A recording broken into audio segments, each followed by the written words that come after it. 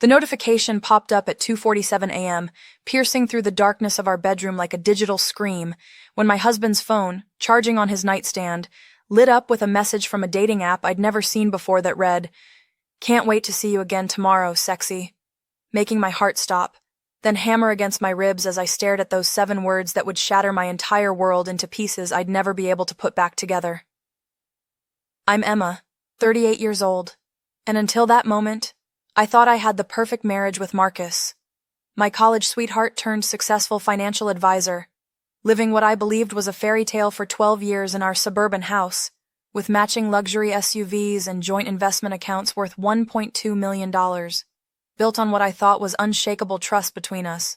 But as I lay there frozen, watching his chest rise and fall in peaceful sleep, those words burned into my retina like acid. My hands trembled as I reached for his phone, knowing his passcode was our wedding date. How romantic I used to think that was.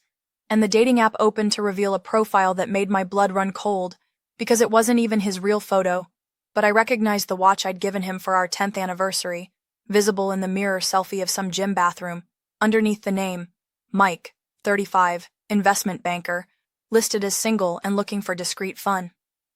My stomach churned as I scrolled through messages with multiple women, each conversation dripping with promises and lies, and the timestamp showed he'd been active just 3 hours ago, while I was asleep beside him after making love, after he'd whispered how much he loved me, making me realize that every tender moment we'd shared recently was contaminated by his deception. I carefully placed his phone back, my mind racing with the implications of what I'd discovered, because part of me wanted to wake him up right then, throw the phone in his face, scream until the neighbors called the police. But something else stirred within me, a cold, calculating need to know everything about how deep this betrayal went, how long I'd been the fool in my own marriage. As dawn approached through our bedroom windows, casting shadows across the bed we'd shared for over a decade, I made a decision that would change everything, because I wasn't going to confront him with one dating profile when there might be more, and I was going to find them all, every last digital trace of his deception. And when I did, Marcus would learn that betraying a woman who spent her career in cybersecurity was the biggest mistake of his pathetic life, and the hunt was about to begin. The next 3 days were torture, pretending everything was normal while my mind dissected every moment of our marriage like a digital forensic analyst examining code for hidden malware. As Marcus kissed me goodbye each morning, told me about his client meetings with elaborate detail, even brought home my favorite sushi on Wednesday night, all while I was secretly documenting his every move, every digital footprint he thought was invisible to his trusting wife. That's when the patterns started emerging, patterns I'd been too trusting to see before. Like how his client dinners always happened on Tuesdays and Thursdays, exactly when his location services would mysteriously glitch on our family tracking app, or how his gym sessions that used to last 45 minutes now stretched to 2 hours, but his fitness tracker showed only 20 minutes of actual activity. And those business trips to nearby cities where he'd claim the hotel Wi-Fi was too spotty for video calls, yet his data usage would spike during those exact hours he claimed to be unreachable. I started my investigation carefully, using my cybersecurity skills to peek behind his digital curtain without leaving traces, discovering his browser. History was clean, too clean actually, which told me he was using private browsing or a separate browser entirely. But people always forget that their app usage leaves breadcrumbs, and Marcus was no exception, his digital arrogance becoming his weakness. The credit card statements painted their own story of deception, showing small charges at restaurants I'd never heard of. Always for 2 people, always paid in cash after the initial drink order hit the card, plus a premium subscription to a meditation app he never mentioned, but the recurring charge happened to match the cost of most dating app memberships. And even his music streaming showed new playlists titled things like Workout Vibes created at 11 p.m. on nights he was supposedly reviewing portfolios for important clients. My breaking point came when I found a second email account linked to his recovery options, the username subtle enough with just his initials and some numbers, but it was the subscription confirmations that made my hands shake uncontrollably, because there weren't just 1 or 2, but confirmations from 5 different dating platforms, all premium memberships, all active within the last month, painting a picture of systematic, organized infidelity. Marcus asked that night, "Honey, you okay? You've been quiet lately." Noticing my distant stare across the dinner table, where we'd shared thousands of meals, and I forced a smile, the same one I perfected in our wedding photos, responding, "Just work stuff. You know how it is," while he reached across to squeeze my hand, his wedding ring catching the light, making me wonder how many times he'd taken it off before meeting them. But I squeezed back, playing the loving wife while mentally preparing to expose every single lie he'd built our life upon. Saturday morning started like any other, with Marcus heading out for his extended golf session with clients, leaving his laptop behind because it's supposed to be relaxing, babe. But this time, I was ready with monitoring software I'd spent the previous night installing on our home network, perfectly legal since I co-owned everything, and what it captured that morning made me physically sick to my stomach as his digital life unfolded before my eyes. As soon as his car left the driveway, his laptop lit up with notification after notification, messages syncing from his phone, photos backing up to the cloud, calendar appointments updating across devices, revealing that the man who claimed to be terrible with technology had created an entire digital ecosystem of deception, and now it was all flowing directly to my screen like a river of betrayal I couldn't stop watching. The first profile I found was Jake, 36, entrepreneur on an exclusive dating app for professionals, showing the same hidden face but different expensive watch, with a bio claiming he was newly divorced and ready to spoil the right woman.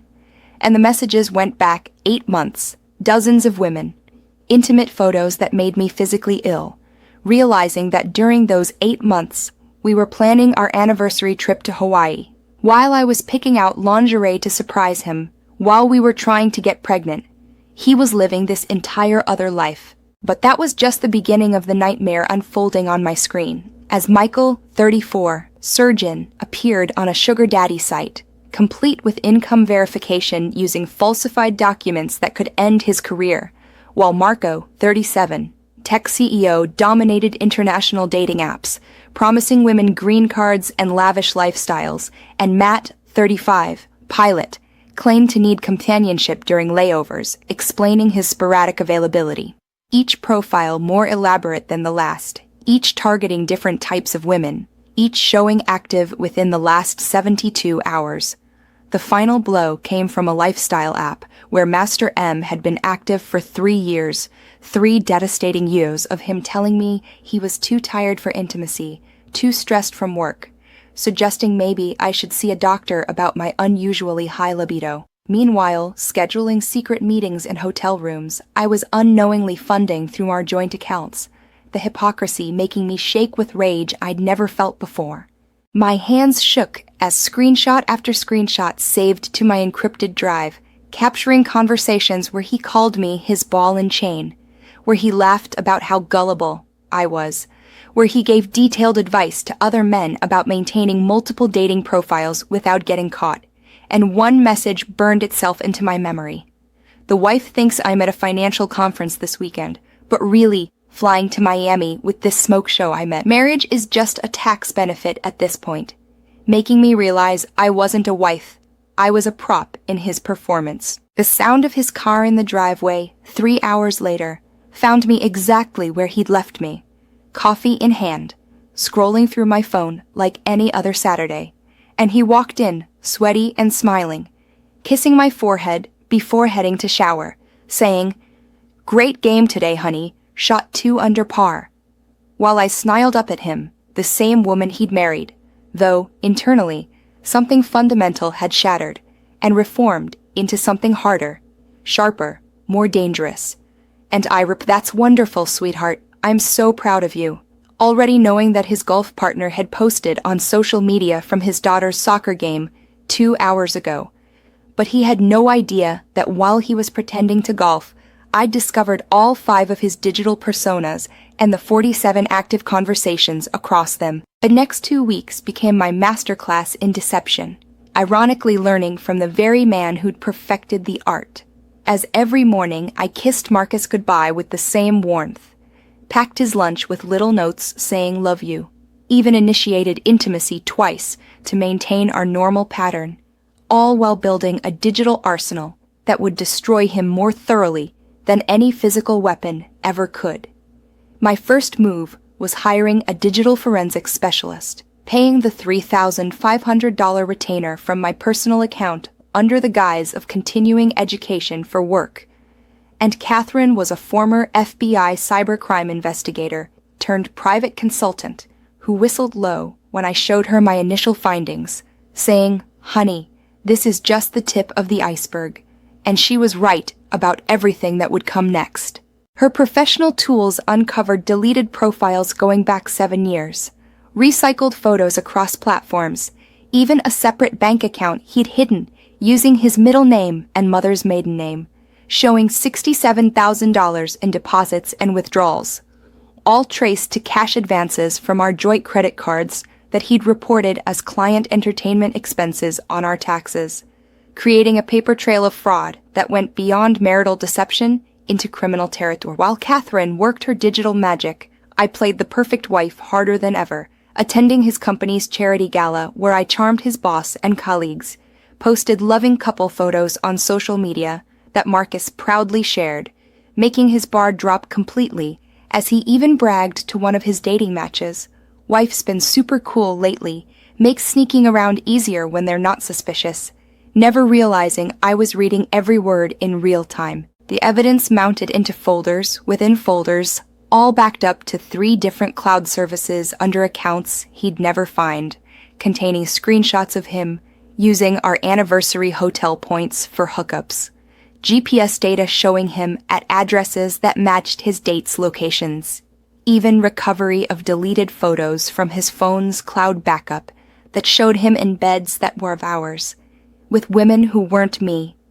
Each image, another knife in the corpse of our marriage. But the most damaging discovery came from cross-referencing his profiles, revealing several women appeared across multiple platforms, suggesting long-term affairs disguised as casual hookups, and one name kept appearing everywhere, Sophia, whose digital footprint Catherine traced back 18 months, reviewing expensive gifts, weekend trips, even a lease agreement for an apartment downtown, where rent was $2,800 a month, paid from the account I wasn't supposed to know existed. Catherine asked during one of our encrypted video calls, "You want me to dig deeper into this, Sophia?"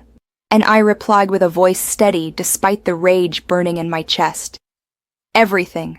I want to know her shoe size by the time you're done, because this wasn't just about revenge anymore. It was about documenting every lie for the war that was coming." Meanwhile, I started my own preparations, consulting a divorce attorney under absolute confidentiality, moving half our liquid assets into a separate account as legally advised, documenting every marital asset down to his precious watch collection, even contacting a realtor about rental properties, all while maintaining the facade of planning our summer vacation because the universe seemed to be helping my cause when Marcus's company announced a major conference in Vegas the following month, and he'd already started dropping hints about attending, which I encouraged enthusiastically, even offering to book his flights, while he had no idea I was planning to use that week to execute everything, ensuring he'd be 2,000 miles away when his carefully constructed house of cards came crashing down around him. 3 days before Marcus left for Vegas, everything accelerated into a perfectly orchestrated symphony of revenge. And Catherine had completed her investigation, delivering a 147-page report that read like a thriller novel, except every sordid detail was my actual life, revealing that the mysterious Sophia turned out to be his client's 26-year-old daughter, a detail that would not only end his marriage, but his career, making my next moves even more critical and precise. I scheduled lunch with Margaret, his company's HR director, under the pretense of planning his surprise 40th birthday party, and over salads and white wine, I accidentally let my phone screen show a concerning message, just long enough for her to notice, before saying, "Oh God, I'm so sorry you had to see that," while quickly turning it over. Her curiosity piqued exactly as planting the first seed of doubt in the professional sphere he valued so highly. The dominoes kept falling when I ran into Derek, Marcus's golf buddy and business partner, at the grocery store, where I asked innocently, "How's Marcus feeling about the Johnson audit?" And Derek's confused expression told me everything, because there was no Johnson audit, Just another lie to cover a weekend in Miami with profile number 3's match, and I filed this information away for future use.